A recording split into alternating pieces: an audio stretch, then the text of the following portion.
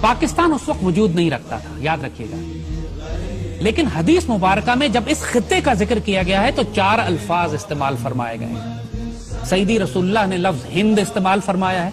سیدی رسول اللہ کی بڑی مشہور حدیث شریف ہے جس کا مفہوم ہے کہ میں عرب ہوں لیکن عرب مجھ میں سے نہیں، میں ہند میں سے نہیں ہوں لیکن ہند مجھ میں ہے۔ بڑی مشہور ماشاءاللہ خوبصورت ترین حدیث ہے۔ پھر ایک حدیث ہے جو آپ نے فرمایا کہ مجھے ہند کی طرف سے ٹھنڈی ہوا آتی ہے، جس پر اقبال کا مشہور شعر ہے جیسے پیر عرب کو آئی ٹھنڈی ہوا جہاں سے، میرا وطن وہی ہے، میرا وطن وہی ہے۔ تو ہند کی ایک اصطلاح ہے جو سیدی رسول اللہ استعمال فرماتے رہے، غزوہ ہند آپ نے استعمال فرمائی ہے۔ دوسری اصطلاح جو آپ نے اس خطے کے لیے استعمال فرمائی ہے وہ سندھ ہے۔ ایک حدیث شریف ہے جس میں آپ نے فرمایا کہ میری فوج کے لشکر سندھ اور ہند پر حملے کریں گے۔ تو سندھ، محمد بن قاسم آپ کو یاد ہے وہ سندھ پر آئے تھے، اور اس وقت سندھ تقریباً آدھا پاکستان تھا۔ محمد بن قاسم ملتان تک تشریف لائے تھے اور یہ علاقہ آپ نے فتح کیا تھا۔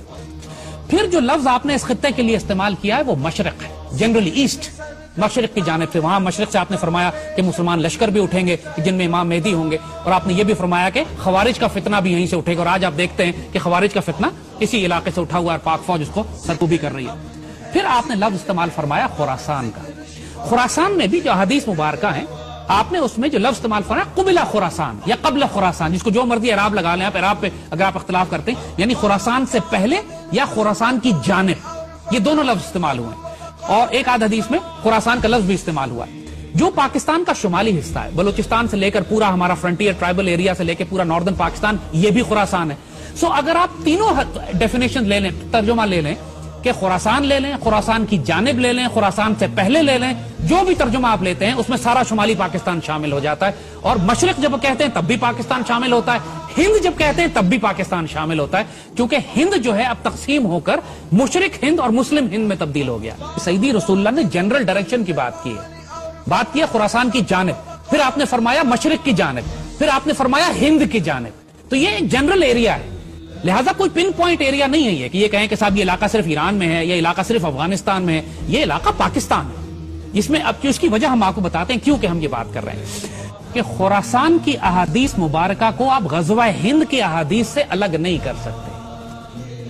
آپ کسی صورت میں حضور صلی اللہ علیہ وسلم کی وہ احادیث مبارکہ جو سیدی رسول اللہ نے ہند کے بارے میں فرمائی ہیں ان کو، کیونکہ یہ سارا علاقہ ایک ہی ہے، ہند، مشرق اور خراسان یہ ایک پیکج ہے، اور احادیث مبارکہ اس میں آپس میں جڑی ہوئی ہیں۔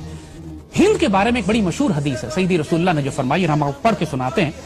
حضرت ابو ہریرہ رضی اللہ تعالیٰ عنہ سے روایت ہے کہ سیدی نے ہندوستان کا تذکرہ کیا اور فرمایا ضرور تمہارا ایک لشکر ہندوستان سے جنگ کرے گا اور اللہ ان مجاہدین کو فتح عطا فرمائے گا، حتیٰ کہ مجاہدین ان ہندو بادشاہوں کو بیڑیوں میں جکڑ کر لائیں گے، اور اللہ اس عظیم جہاد کی برکت سے ان مجاہدین کی مغفرت فرمائے گا۔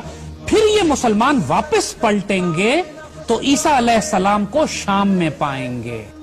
یہ نوٹ کیجئے گا، بڑی اہم بات ہے، اس لیے کہ خراسان والی حدیث میں بھی اس کا ذکر آتا ہے، لہٰذا ہم اس کو جوڑیں گے اس سے۔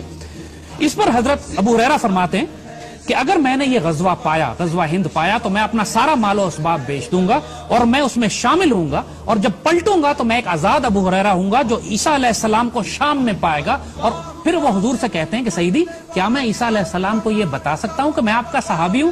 حضور اس پہ مسکرا پڑے، معصوم سوال تھا، حضور مسکرا پڑے، کہتے ہیں بہت مشکل، بہت مشکل۔ اب اس کو یاد رکھیے گا، دیکھیے ایک بات، سیدی رسول اللہ نے اس ایک حدیث میں پوری ملٹری سٹریٹجی کلیئر کر دی ہے کہ آئندہ آنے والے وقتوں میں کیا ہونے والا ہے۔ مسلمانوں کی ایک فوج ہندوستان سے جنگ کرے گی اور پوری دنیا اس بات سے واقف ہے، اس میں کسی کو ڈاؤٹ نہیں ہے کہ وہ فوج پاک فوج ہے۔ یہ پاکستان سیدی رسول اللہ نے اپنی نگرانی میں تیار کروایا تھا۔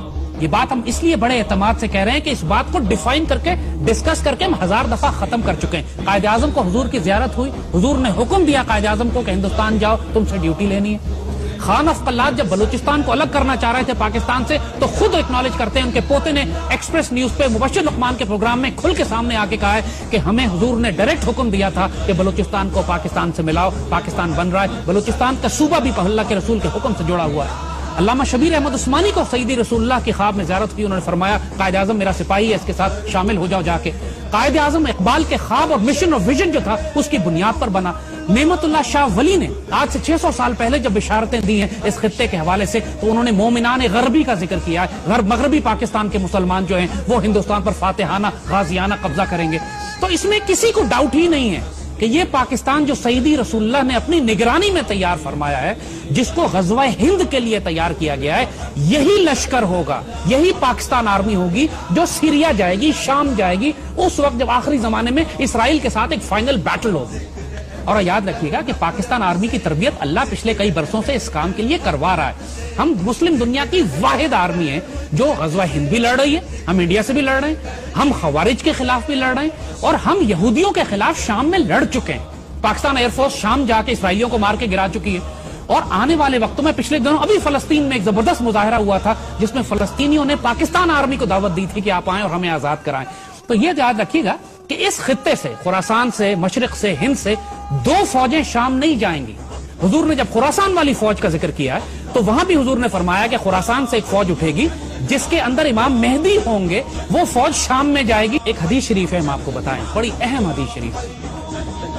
میرے آقا سیدی رسول اللہ صلی اللہ علیہ وآلہ وسلم نے بالکل واضح بتا دیا تھا کہ عربوں میں جنگیں در جنگیں ہوں، عرب دنیا تباہ و برباد ہو جائے گی۔ حدیث شریف میں ذکر آتا ہے کہ عرب جب بالکل جنگوں میں گھر جائیں گے، بے اختیار جنگیں ہوں گی عربوں کے اوپر، اور پورا عرب جو ہے حالت جنگ میں ہوگا، کوئی مستحکم حکومت وہاں نہیں ہوگی۔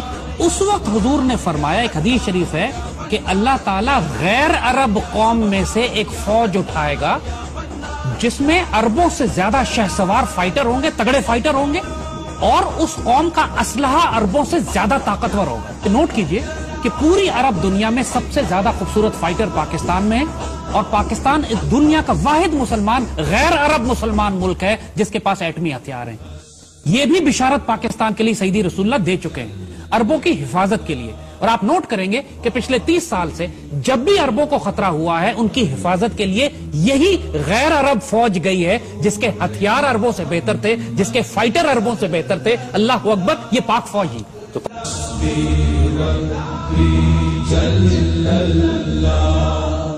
ما فی قلبی غیر اللہ نور محمد صلی اللہ حق لا الہ الا اللہ